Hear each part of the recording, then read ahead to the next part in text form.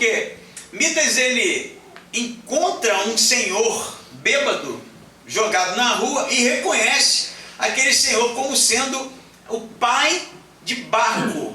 Baco na mitologia grega é aquele que é tido como o deus do vinho, né? E aí ele cuida do pai de Baco e leva de volta o senhor tratado, cuidado. Então Baco faz com que um desejo de Midas fosse realizado. E Midas então decide, ou escolhe, que queria ter o poder de em tudo que ele tocasse, sua mão se tornasse ouro. Essa é a história, né? E aquilo acontece. E Midas então fica surpreendido porque ele toca nos objetos e aquilo automaticamente se transforma num objeto valoroso, né, de ouro e bonito e tal. E aquilo o surpreende porque a sua riqueza está aumentando até o momento em que ele tenta se alimentar e ao tocar na taça de vinho a taça se transforma em ouro. E ao tocar no pão, o pão se transforma em ouro. E ele começa a perceber que ele não poderia mais se alimentar, porque não era só sua mão, todo o seu corpo, tudo aquilo que tocasse nele se transformava em ouro. Até o momento em que sua filha, diz o mito, desesperada para cuidar do pai, toca em Midas e se transforma em uma estátua de ouro. Então ele procura Baco e diz que não quer mais aquele poder, porque aquilo estava trazendo o mal ao invés do bem para ele, né? E é quando ele se lava no rio e todo o seu poder passa agora a habitar naquelas águas e tudo que entrasse naquela água se tornava ouro. Por que eu estou dizendo isso? Porque apesar da gente ter, né, os nossos parâmetros, às vezes é necessário a gente ser uma espécie de Midas reverso. E ao invés de se afastar das pessoas, buscar a aproximação, independente da distância, tantas vezes notada por nós, para que esse de alguma forma seja transformado em um objeto de valor. Por isso eu convido você a ler comigo Atos capítulo 10. Deixa aberto que a leitura é um pouco extensa, né? E a gente vai ler juntos aqui. Diz assim, versículo 1: havia um homem em Cesareia, cujo nome era Cornélio, centurião do regimento militar chamado Italiano. Esse homem era piedoso e temente a Deus com toda a sua casa, dava muitas esmolas ao povo e continuamente orava a Deus. Por volta da hora 9, viu claramente, numa visão, um anjo de Deus que se dirigia para ele e lhe dizia: Cornélio. Fitando nele os olhos e atemorizado, ele perguntou: que é, Senhor? O anjo lhe respondeu: tuas orações e esmolas têm subido como memorial diante de Deus. Então envia agora homens a Jope e manda buscar Simão, também chamado Pedro. Ele está hospedado com um certo Simão, o curtidor de peles, cuja casa fica à beira-mar. Ele te dirá o que deves fazer. Logo que o anjo que lhe falou se retirou, Cornélio chamou 2 de seus servos e um soldado piedoso dos que estavam a seu serviço, e tendo-lhes contado tudo, enviou-os a Jope. Nós vamos parar na leitura, mas continuaremos, né? Pois então, a gente viu, né, alguns domingos atrás, o enchimento do Espírito Santo em Atos 2. Ali em Jerusalém,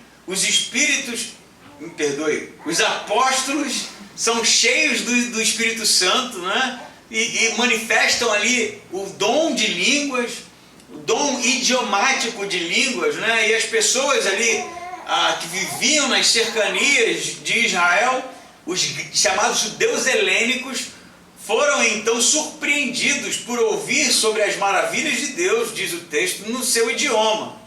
Ali Pedro então se levanta e em seu discurso há uma conversão de 3.000 judeus e todos eles são batizados.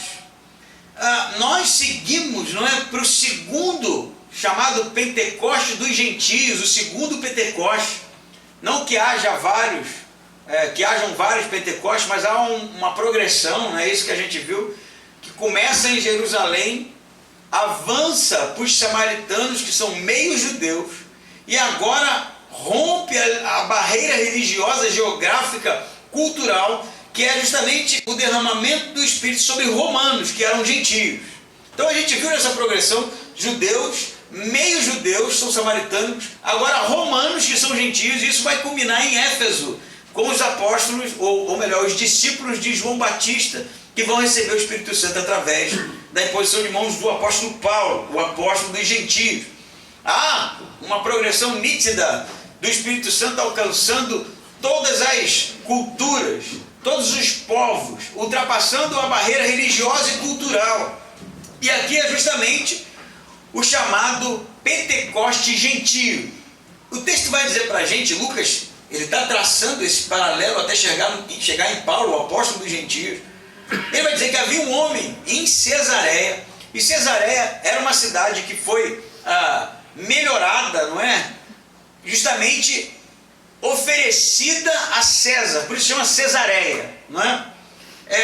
Houve uma melhoria na estrutura da cidade, na maneira em proporcionar qualidade de vida, na maneira que foi construída para proporcionar qualidade de vida para aqueles que moravam lá, e em sua maioria eram gentios. O texto vai dizer, inclusive, que Cornélio, ele era um centurião, e o centurião era um líder de 100 soldados, né? Não era qualquer coisa, e diz que ele era um centurião do regimento chamado italiano. Então esse homem não era alguém que havia comprado a nacionalidade romana, ele era um italiano mesmo, ele veio da Itália e estava aqui liderando essa companhia de 100 homens, não é? Era alguém importante, era alguém de destaque, né, dentro da estrutura bélica militar de Roma, e diz que ele era um homem piedoso e temente a Deus, ele e a sua casa. O que isso quer dizer? Quer dizer que um homem temente a Deus é alguém que guardava as leis mosaicas. Ele guardava as leis de Israel, as leis de Moisés, as leis do judaísmo. Ele era piedoso, ele dava esmola, não é? Ele era alguém que se importava, que tinha a sua prática ali, porque essa era uma prática religiosa, né, de dar esmolas. E ele tinha uma vida de oração estilo como um judeu do primeiro século, que orava nos horários específicos, não é? O texto vai dizer que ele orava continuamente a Deus, então ele mantinha a sua rotina religiosa, apesar de não ser um judeu, nem mesmo um prosélito, porque o prosélito é aquele gentio que havia se convertido ao judaísmo. Ele continua sendo romano, né? Provavelmente ele não faz sacrifícios e nem guarda a dieta romana, a dieta judaica, mas ele se importa, né, e guarda os princípios da religião. Diz que por volta da hora nona, ele tem uma visão de um anjo, e a hora nona é às 3 da tarde, é um horário de oração, não é? Judaico, ele está orando e tem uma visão de um anjo, diz o texto. Diz que ele vê claramente um anjo que se dirige a ele e o chama pelo nome, Cornélio. Então, impressionado pela visão, ele fita os olhos, né, fixamente, né, no anjo, e atemorizado pergunta: que é, Senhor? E o anjo lhe responde: as tuas orações e esmolas têm subido como memorial diante de Deus. O que significa? Significa que todo comportamento religioso que Cornélio havia adquirido era algo honesto, verdadeiro. Ele não era um religioso qualquer, ele era alguém que tinha temor, que havia de fato encontrado o acesso a Deus, e Deus estava recebendo a oração de Cornélio, estava ouvindo a oração, estava recebendo o ato de caridade de Cornélio, e me parece que o texto deixa bem claro que Cornélio é alguém que tem um coração que Deus se agrada, não é isso? Já disse isso algumas vezes, né? Eu não sou romano, não sou opressor de Israel, né? Não necessariamente sou um centurião, líder de 100 homens militares, sou cristão, tenho o Espírito Santo, sou salvo, mas nunca vi anjo. Nenhum. Mas Cornélio viu. Então Cornélio não é qualquer um. Poucos homens viram um anjo na história da Bíblia, do Antigo e do Novo Testamento. Embora o texto diga que é uma visão, mas é uma visão que ele ouve, não é? Ele ouve, inclusive, não só o seu chamado pelo nome, porque o anjo o conhece, mas ele tem, da parte do anjo, o discurso, né? Recebe o discurso que Deus estava ouvindo. Deus está ouvindo que você está orando, Cornélio. E ele dá as coordenadas, né?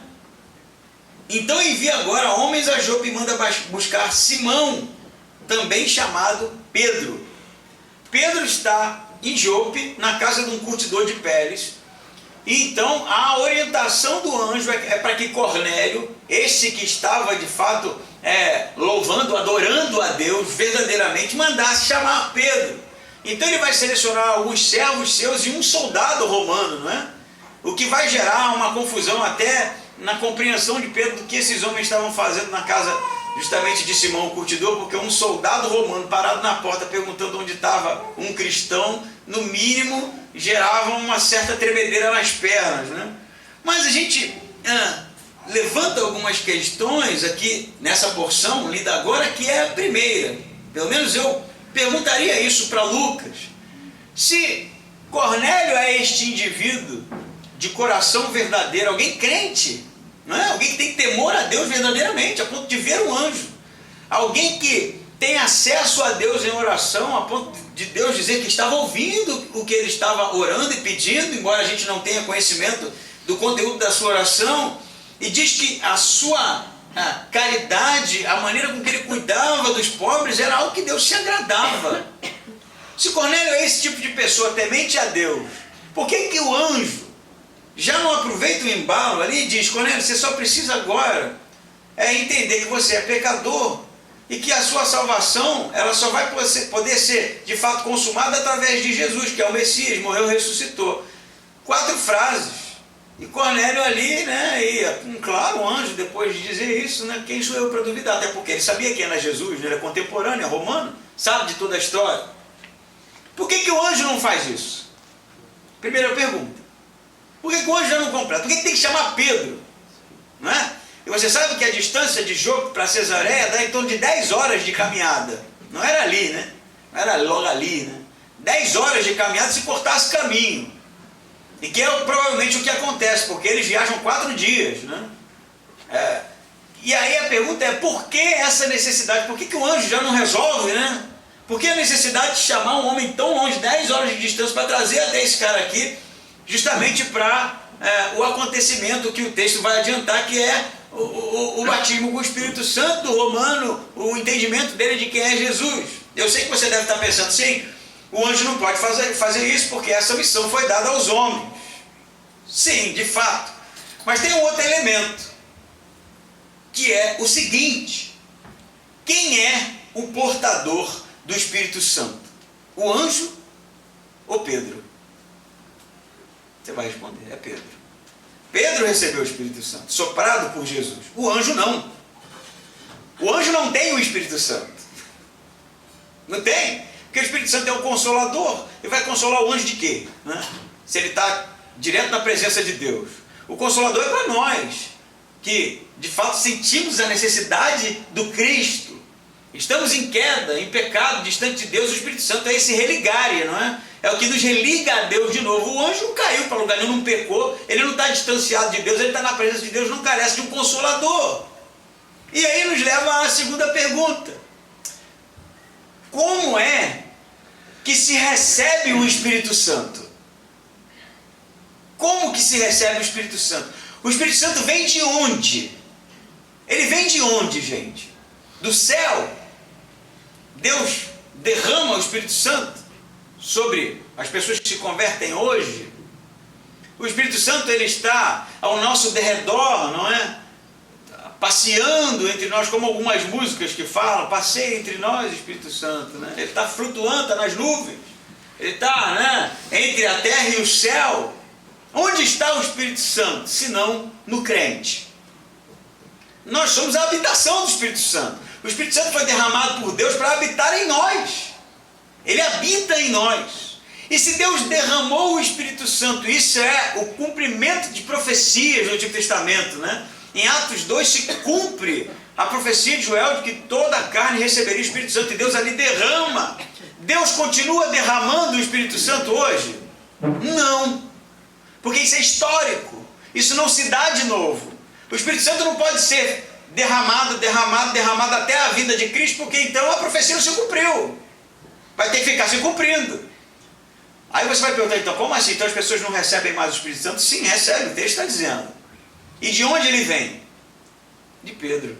Porque Pedro é o portador do Espírito Santo. É ele quem leva o Espírito Santo à medida em que vai falando, e o Espírito Santo convence o homem da justiça, do pecado e do juízo. Orar para que Deus derrame o Espírito Santo hoje é uma grosseria teológica. O Espírito Santo não pode ser derramado de novo, porque ele já foi derramado. Isso acontece uma única vez. Embora o texto diga, né? Não, peraí, mas em Atos eles receberam, né? Na verdade em João eles recebem o Espírito Santo de Jesus, em Atos há o enchimento, e aqui vai dizer que o Espírito Santo desceu sobre eles, né? E realmente está escrito desceu sobre eles, a gente vai ler aqui. Mas tome cuidado, porque a versão que tantas vezes diz desceu, se você olhar no grego, não é isso que diz, não. O texto diz que veio sobre eles, e não desceu de algum lugar. Veio sobre o sentido de pousar no indivíduo. Essa é a tradução mais exata, e algumas versões mais atuais, inclusive, estão vindo corrigidas. Então, o que eu estou dizendo para você é que o Espírito Santo convence o homem da justiça, do pecado e do juízo, mas ele faz através daquele que tem o Espírito Santo. A única maneira de alguém receber o Espírito Santo é através justamente daquele que tem o Espírito Santo. E Pedro tinha. Por isso que ele tem que estar lá. Por isso que ele tem que viajar 10 horas para falar para Cornélio. Tudo bem, Deus está trabalhando o coração de Pedro para que ele entenda que o Espírito Santo seria derramado sobre os gentios também. E que os gentios também seriam uma igreja. Mas a necessidade da presença de Pedro é latente no texto. Vocês vão lembrar que em Samaria a mesma coisa acontece. Diz que nenhum deles foi batizado no Espírito Santo enquanto os apóstolos não chegaram. Paulo, lá em Éfeso, vai justamente conversar com os apóstolos, os discípulos de João, né? E eles vão dizer que não receberam o Espírito Santo, e que nem sabiam que o Espírito Santo havia sido derramado. Mas quem está com eles? É Paulo. E aí Paulo ora, e o que acontece? Eles recebem o Espírito Santo. Por isso há necessidade do crente estar justamente no lugar de portador de uma mensagem transformadora. Midas, usando a metáfora, é quando a gente está abrindo a nossa boca, dando testemunho da nossa vida, sendo aquele que de fato tem uma mensagem transformadora, que as pessoas são convencidas da justiça, do pecado e do juízo e recebem o Espírito Santo. Sem você lá, isso não vai acontecer. Nascem aquelas perguntas de discipulado. Mas a pessoa não pode se converter ouvindo um rádio? Pode, tem alguém falando, se for crente, né? Tem alguém falando lá e está transmitindo, né? O Espírito Santo não está limitado à temporalidade, à geografia. Mas se o cara estiver numa ilha deserta, agora você vai se escandalizar. Está numa ilha deserta, nunca teve contato com um homem branco, né? Nunca teve contato com nenhum cristão, nunca teve contato com o cristianismo, nem sabe o que é isso. E aí passa um avião, deixa cair uma Bíblia lá. Aí ele pega, né? E começa a ler aquela Bíblia sozinho, sem nenhum tipo de influência. Ele pode receber o Espírito Santo? Não sei. Mas não é assim que funciona no Novo Testamento. O Novo Testamento, ele é enfático em dizer que é necessário ir, que é necessário estar presente, que é necessário participar, que é necessário abrir a boca, testemunhar. É disso que fala. Por isso eu vou dizer para você, a gente sonha com um mundo transformado pelo Evangelho, né? Todas as criaturas, né? Todo homem receba o Evangelho para que Jesus venha, mas isso só vai acontecer no dia que os crentes, os salvos, se levantarem. Enquanto a gente não for, o anjo não vai fazer o trabalho por nós. Enquanto a gente não for, o Espírito Santo sozinho não vai fazer isso. Porque ele usa justamente aquele que carrega em si a centelha da eternidade. o Espírito de Deus. Amém? Gerou pergunta aí? Estamos no grupo lá para conversar, né? Não deixe de ir, não. Por isso há a necessidade do portador do Espírito Santo estar presente, para que ele, em abrir a sua boca, o Espírito Santo convença. O Espírito Santo fica convencendo ninguém, gente. Através da fumaça, né? O cara está lá fazendo um feijão, vem uma fumaça e o Espírito Santo... É através da gente. É a coisa mais simples do mundo. Os apóstolos recebem o Espírito Santo, Jesus sopra sobre eles, João 20, né? E aí depois de Jesus soprar sobre eles, o Espírito Santo dizer, assim como o Pai me enviou, olha isso, eu vos envio, né? E aí os discípulos, os apóstolos agora têm o Espírito Santo. Em Atos 2, eles batizam, e as pessoas recebem o Espírito Santo.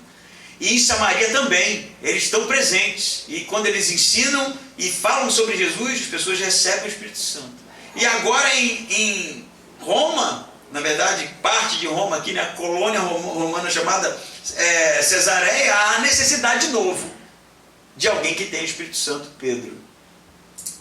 O texto continua, nós vamos ler um pouco mais, versículo 9. No dia seguinte, quando estavam a caminho, já perto da cidade, Pedro subiu ao terraço para orar por volta da hora sexta. E sentindo fome, quis comer. Mas enquanto lhe preparavam a comida, sobreveio-lhe uma visão.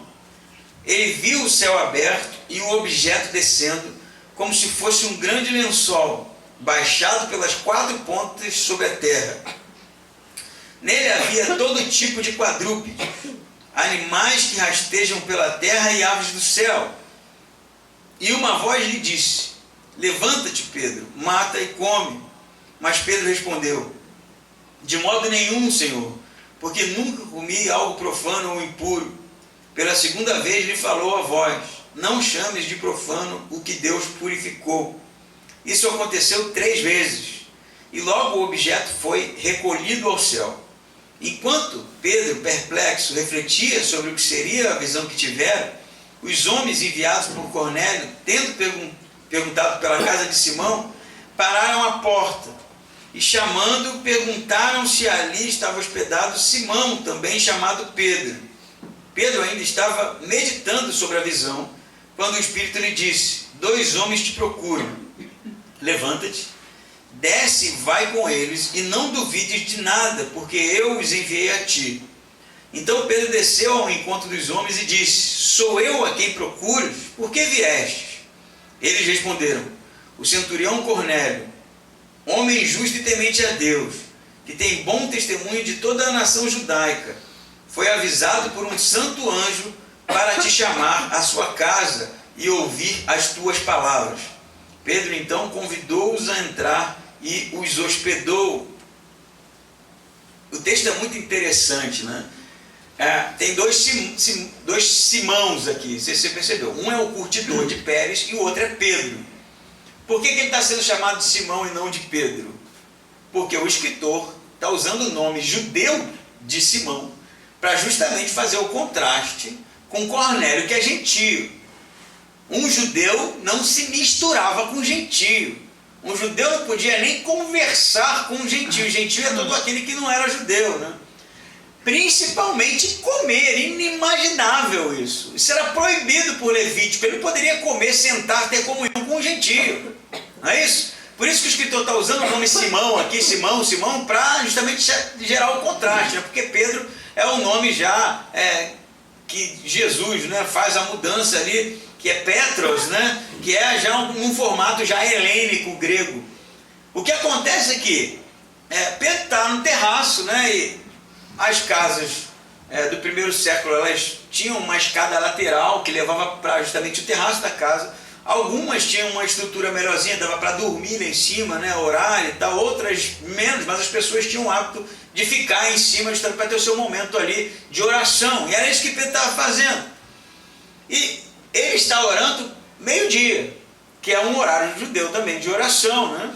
Ele está orando também na hora do rango, na hora da comida. E o texto vai dizer no versículo 10 que ele tinha fome, ele está com fome, né? Ele está orando, né? Mas a fome também está, né, ali gerando os incômodos, né? Diz também que a comida estava sendo preparada. Então ele estava esperando, né? Eu não sei se estava subindo um cheirinho, né? Eu não sei o que ele comeu nesse dia. Mas se estavam assando o pão, né? O cheirinho de pão estava ali, né? A gente sabe como é isso, né? Tá com fome. E aí, lá em casa era assim, quando eu era criança, também se repete hoje com o Luca, e provavelmente você passou por isso. Aquela famosa, né, frase das crianças, né? Mamãe, tá pronto? Não, tá quase pronta. Minha mãe respondia isso. Tá quase matava, né? O Luca até hoje não, ele também repete isso porque a criança não sabe esperar a comida, né? E aí ele vem e tem a visão, né? Entra numa espécie de êxtase ali e ele vê um lençol descendo do céu, né? Provavelmente diz que ele foi descido pelas 4 pontas, né? É provável que tivesse 4 seres ali, 4 anjos descendo aquele lençol. E quando o lençol está arrumado no chão, diz o texto que vai ter todo tipo de animais, né? Quadrúpedes, diz o versículo 12, animais que rastejam pela terra e aves do céu.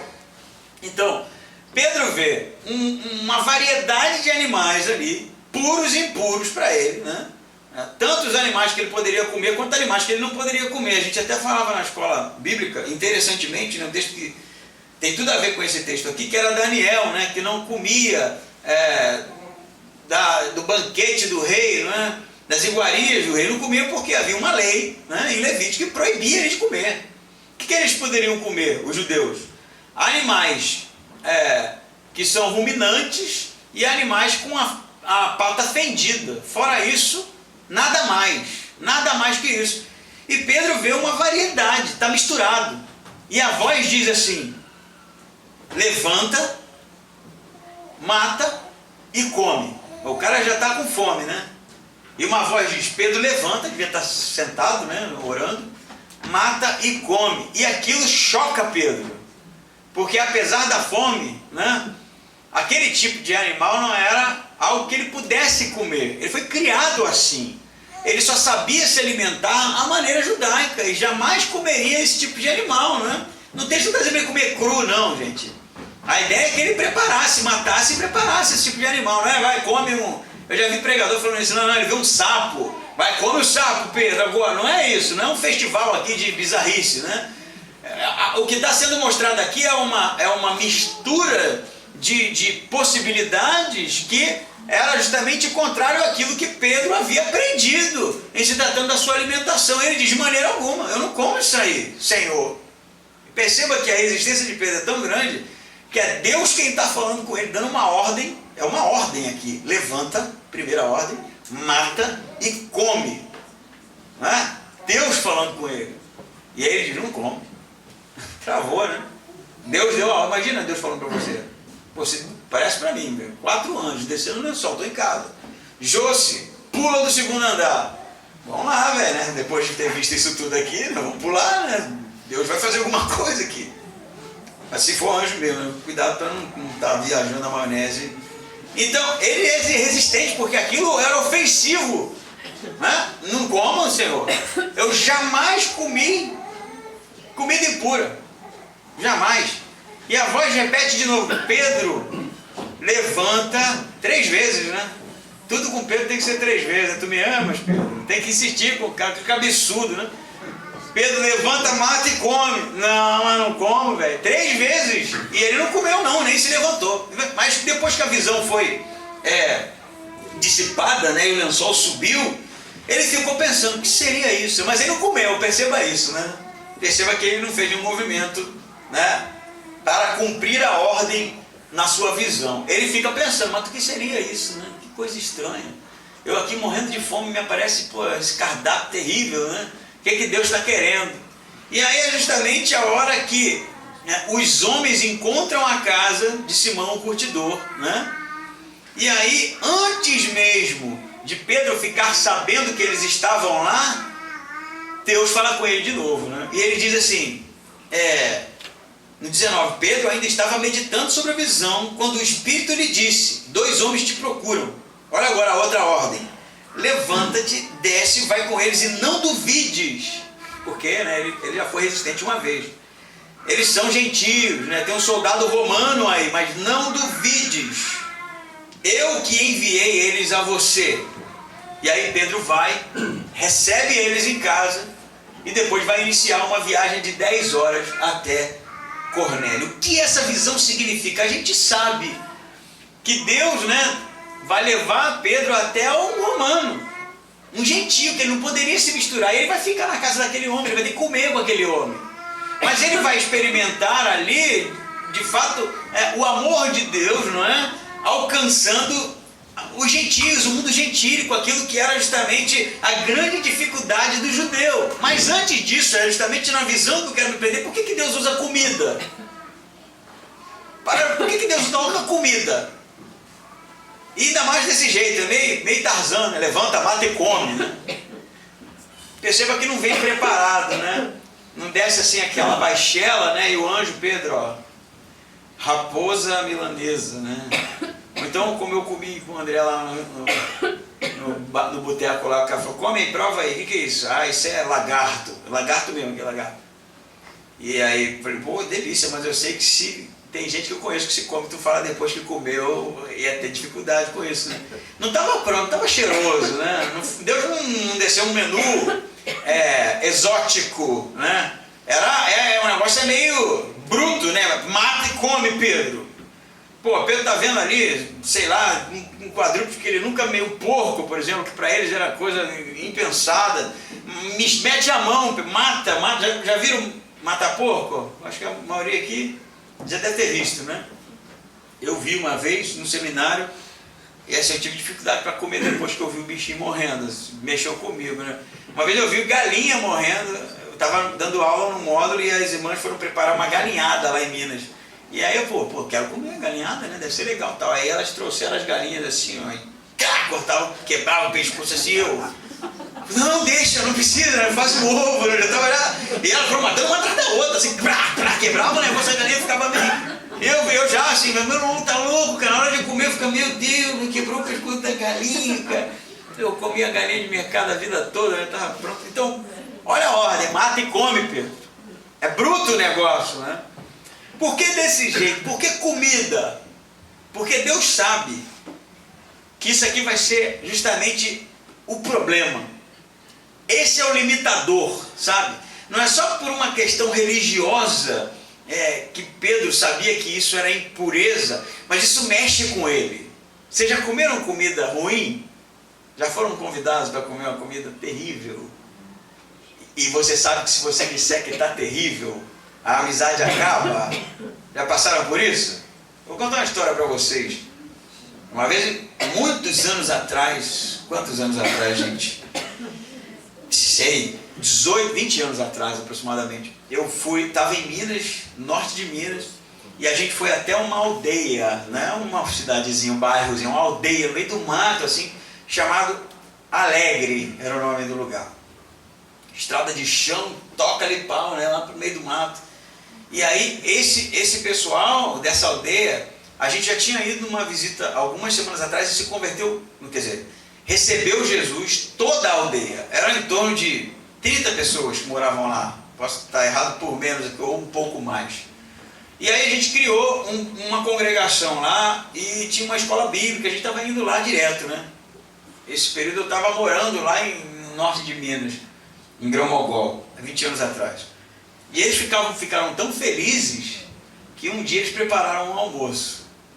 Cara, eu vou dizer, foi uma das refeições mais difíceis da minha vida. E eu não sou tão exigente, né?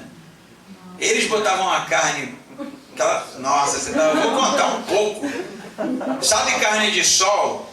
Sabe como é que é preparada a carne de sol? Fica no sol com sal, né? Desidratando. Ficava em cima do galinheiro. Era um cercado, né, de arame.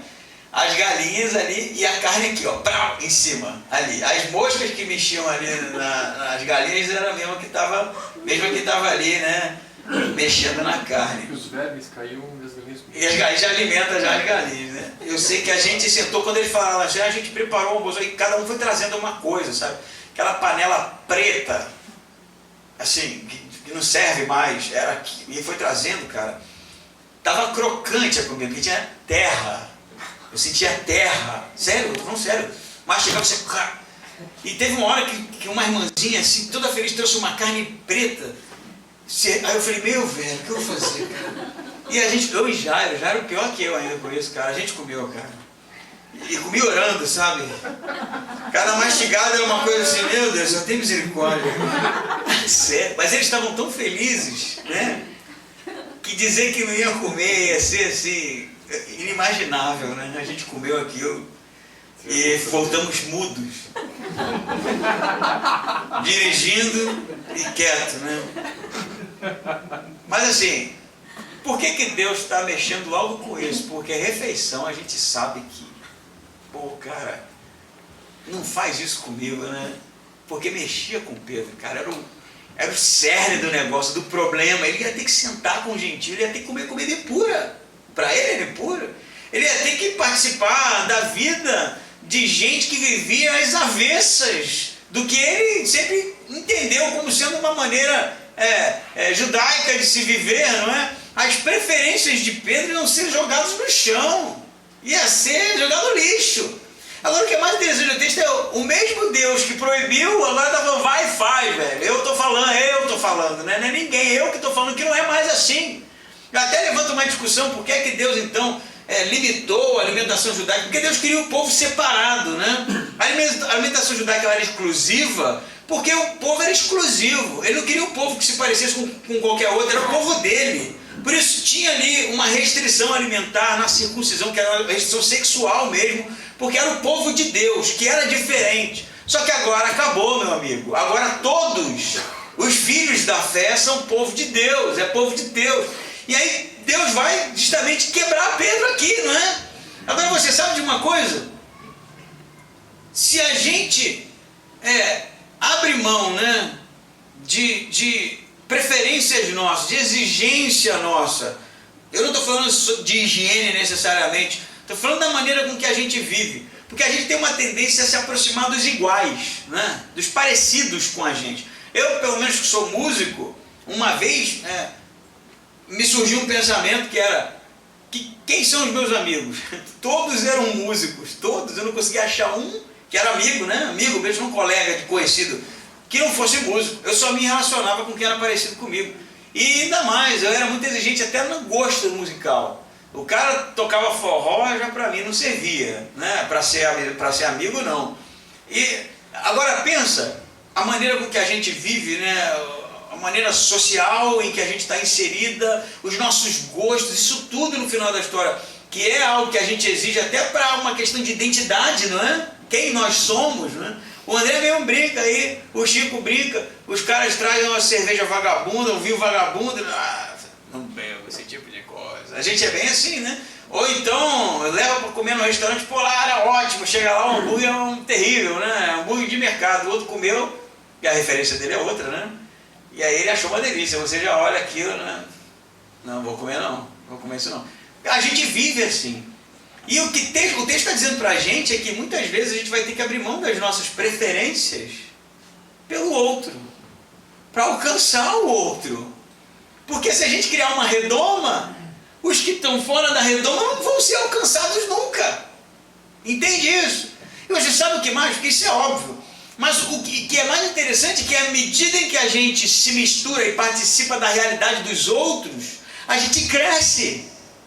A gente se desenvolve mais. Não é assim com as crianças? Pô, meu filho lá, as 7 chaves naquele apartamento lá, eu até estava brincando com a Lidiane. Eu, quando tinha a idade dele, surpreendentemente, ia comprar o pão sozinho. Eu me lembro disso. 6, 7 anos eu ia na padaria, não era do lado da minha 3, 4 quarteirões. Voltava com o pão embaixo do braço, tudo amassado assim. Tá rindo, mas era assim mesmo, né? O Chico já comprou pão na padaria, a gente não amassava embaixo do braço aqui. Ele chegava a dobrar assim, ó. Botava mais salgadinho e tudo, quando ele chegava em casa. Eu ia sozinho. O meu filho não vai, eu sou louco, a padaria é do lado da minha casa, cara. É do lado, assim. É do lado literalmente. Não tem nada entre a minha casa, onde eu moro, e a padaria. E eu não deixo. Um dia até brinquei, falei, Luca, vai lá e compra o pão pro papai. Ele ficou. Aí eu insisti, vai lá, toma o dinheiro, compra o pão pro papai. Não, eu não posso ir sozinho, ele falou. Eu não posso, eu sou uma criança. Falei, papai, quando tinha sua idade, ia sozinho. E parece algo inimaginável pra gente, mas era desse jeito. Mas aí eu crio meu filho ali, né, sobre a minha proteção, e eu acho que assim ele está saudável. Me engano.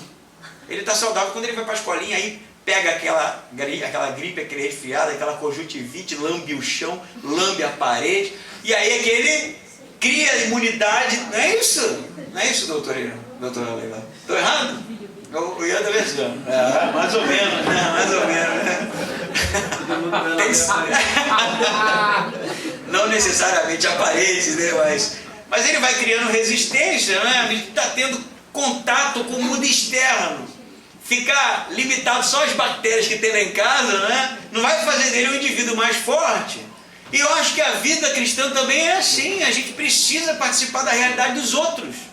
Não adianta a gente falar, meu alvo é executivos, né? Meu alvo, Deus pode até te chamar para um ministério desse. Mas o que Deus está fazendo com Pedro não é isso. Ele está quebrando as preferências, sabe?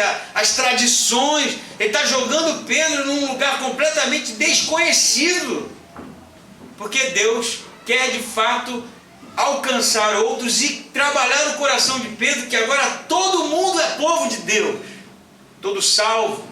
Independente de onde ele vive, do tipo de vida que ele leva, tipo de comida que ele come, tipo de roupa, tipo de gosto musical. E aí é um desafio para a gente, né? Porque abrir mão, né, de tantas coisas, estar em lugares...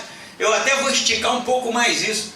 A gente conversava mais cedo na escola bíblica sobre o problema que é você saber até onde você pode ir sem extrapolar, sem abrir mão dos valores cristãos, né, os valores objetivos. Até que ponto eu posso participar da vida do outro que vive uma vida completamente diferente da minha? Até que ponto eu posso estar em alguns lugares? A igreja transformou essas questões em algo extremamente legalista. E às vezes a gente tem dificuldade de comer na casa de quem não é crente só porque não é crente. Aí é Pedro, né? Deus está falando, vai velho, vai, esteja lá. E você, não sou impuro. É quase isso, né? Amizades, você já contou o seu círculo de amizades? Tem não crente? Parou pensar nisso? Tem não crente? Tem não crente sendo convidado para você para ir na sua casa jantar? Ah não, fuma. Nunca vai entrar lá em casa. Realmente, cigarro, tabaco é um problema, né? Mas percebe que a gente às vezes tem que abrir mão disso, porque senão a gente vai ficar sempre com a gente mesmo. Eu tô com uma banda de rock agora, vocês já viram os vídeos, né? 10 anos depois, desembainhei minha segunda espada, que a primeira é a Bíblia, a segunda é a minha Les Paul, né? Eu vou montar uma banda de rock, cara. Eu vejo os caras tocando rock, aí fui numa pracinha um dia, tava tocando ali, e é só aquilo, os caras tocam, acabam embora. Por que eu não posso montar uma banda de rock, chegar e mandar real, preciso falar de Deus para esses caras, tá lá no meio? Eu não vim disso, eu vou fazer isso mesmo. Aí já pega o pessoal, mas você não é pastor. Mas é por eu ser pastor que eu estou fazendo isso, porque eu me importo. Entende isso? Ah não pode. O que não pode, cara? Não pode abrir mão dos valores fundamentais da nossa crença, negociar, sabe? Aquilo que de fato é relevante, e esse restante de coisas esteja lá, esteja presente, faça a diferença, não é? Se o cara é maconheiro, ama o maconheiro, né? A maconha hoje é um assunto, né? A EBD só deu isso, né? O pessoal aí ficou até excitado com o assunto. Mas depois eu explico por quê. Porque tem um conhecido meu que está tomando o extrato, o óleozinho, né? Para um tratamento. Que inclusive não pode no Brasil, né? Mas esteja presente, sabe? Porque senão a gente vai ficar falando de Deus pra gente mesmo, né? Convida, vai estar perto. Isso me lembra a história do Rubem Alves, que eu já contei aqui algumas vezes, mas eu vou contar de novo, né? Para você lembrar. Um grupo de amigos que sempre viajava, e eram amigos desde a infância, e iam pescar, ficavam lá no final de semana pescando. E ninguém era cristão ali. Os caras levavam lá as cervejas deles, o cigarro deles, né? A vida deles lá. E o Rubem Alves conta nisso no seu livro que ele sempre ia nessa pescaria, ele conhecia os caras desde sempre, né? E ficava lá 3 dias com os caras. E um dia um perguntou, Rubão, eu vou perguntar uma coisa que eu estou com dúvida. Pô, você sabe como é que a gente vive aqui? Não tem nenhum samaritano, nenhum bom samaritano. Sabe a nossa vida como é? Ninguém é cristão. Você é um pastor.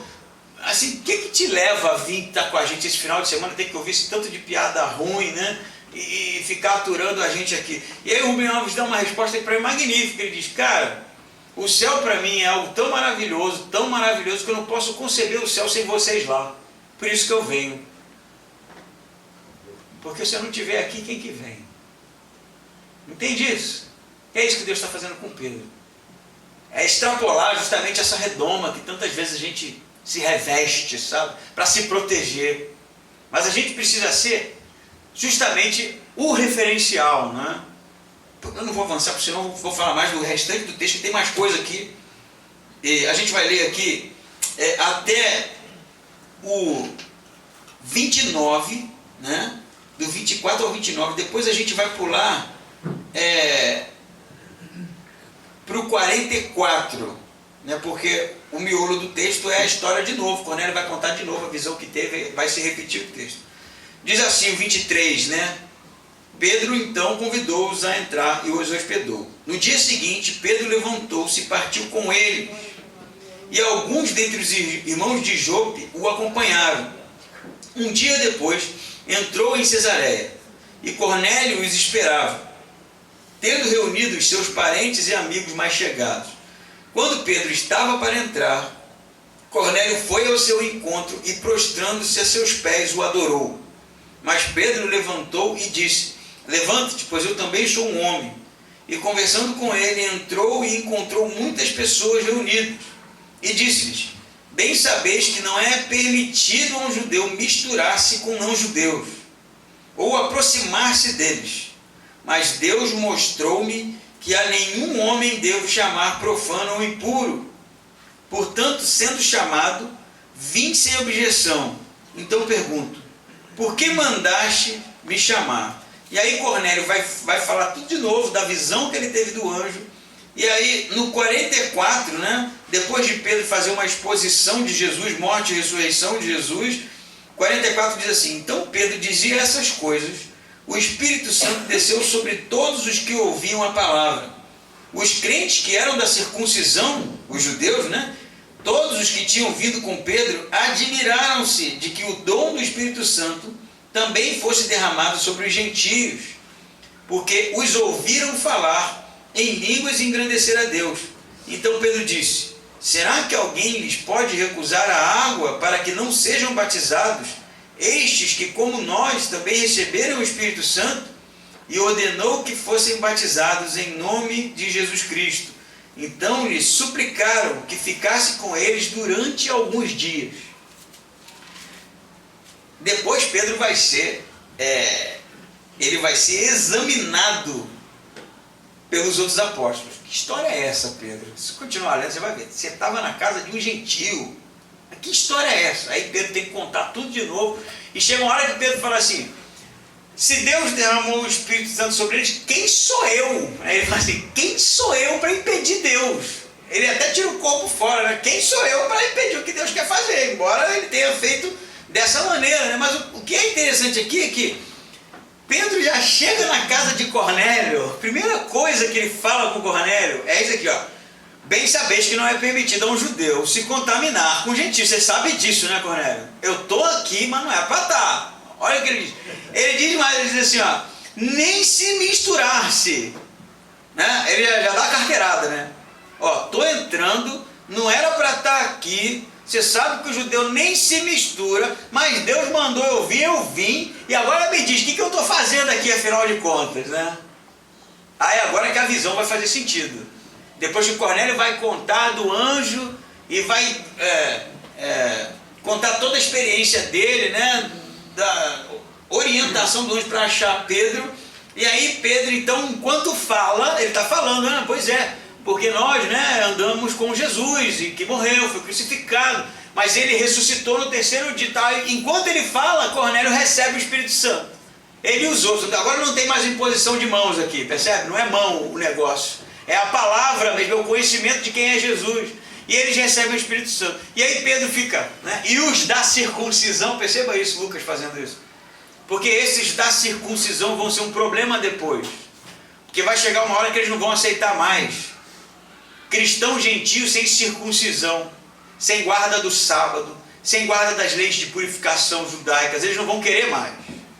E por isso que Lucas está salientando que são os cristãos da circuncisão. Vai ter uma divisão, os da circuncisão e os gentios. E Paulo vai comprar essa briga.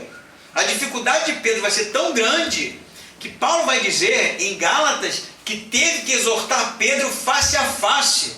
Porque ele comia com os gentios quando os de Tiago não estavam, os judeus não estavam, os judeus cristãos.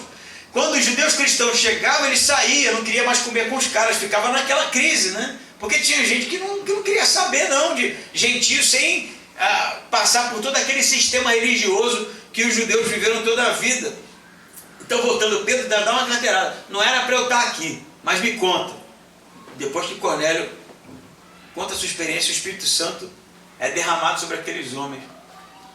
E qual é a lição que Pedro tem nessa experiência? Deus vai dizer para ele: não chame impuro aquilo que eu purifico. Essa é a lição. O que eu torno puro, não chame impuro. Porque foi Deus que proibiu o contato com gentios, a alimentação. Só que agora ele está desproibindo. Agora pode. Porque o que eu torno puro, não chame impuro. Você sabe de uma coisa? Deus não pode ser contaminado. Não pode. Deus não pode ser contaminado pelo mal. Não pode ser contaminado pelo pecado. Não pode ser contaminado pela iniquidade. Porque tudo que Deus toca, Ele purifica. Ele não se contamina nunca. Onde é a presença de Deus, a transformação. Onde está justamente o poder de Deus, a restauração. Deus é Midas. Na mitologia, tipificando, o que Ele toca, Ele transforma. Isso Pedro tinha que entender, que o que estava em Pedro era algo transformador. E enquanto ele não estivesse lá, as pessoas não seriam transformadas. Pedro tem medo de se contaminar, mas ele não entende que ele é o agente purificador sendo usado por Deus aqui. E nós, a mesma coisa. Não tenha medo de se contaminar. E eu estou falando para você viver uma vida deliberadamente no pecado. Não é sobre isso. É sobre estar com as pessoas. Não tem aquele ditado, né? Diga-me com quem andas, te direi quem és. Cara, para com isso. A gente tem que estar na vida das pessoas que estão perdidas. A gente tem que fazer a diferença na vida das pessoas que estão perdidas. Não é comungar com a iniquidade, com o mal, com uma vida pecaminosa. Não, é amando, é presente. É entendendo que nós somos o agente justamente que é usado por Deus para a purificação do outro. É estando lá que as coisas vão acontecer. Entende isso? É o Espírito Santo, o Espírito de Deus que está em você. É Deus agindo através de você. Você não deveria ser aquele que vai ser contaminado. E se não era para ser. Você precisa ser aquele que justamente é o agente usado para a mudança, para a transformação presente lá. Entende isso? Isso de fato precisa ser algo muito genuíno, muito verdadeiro na nossa vida, senão a vinda de Cristo vai demorar um pouco. Se a gente ficar só nessa de vida de crente com crente, né? Dentro da igreja, escondido, na redoma, trancafiado, lascou. Aí a gente deposita a esperança nos missionários que estão indo, né? Não, tomara que o cara vá, né? Porque nós somos o agente de fato usado por Deus para estar lá no mundo. Vós estáis no mundo, mas não são do mundo, mas vocês estão lá, participando da vida das pessoas com uma mensagem de transformação. Não interessa quem seja. Não interessa quem seja. Não se revista de uma armadura que não seja a da fé. E eu espero que um dia a gente possa dizer isso, né? Quando alguém perguntar: pô, você é crente, você tem a sua vida toda certinha lá na igreja, o que é que faz você estar comigo aqui, né? E você possa responder para ele: o céu é tão maravilhoso, tão lindo, tão especial, que eu não consigo imaginar o céu sem você lá. Por isso eu estou aqui, para que você seja alcançado por Deus, assim como eu fui. Amém?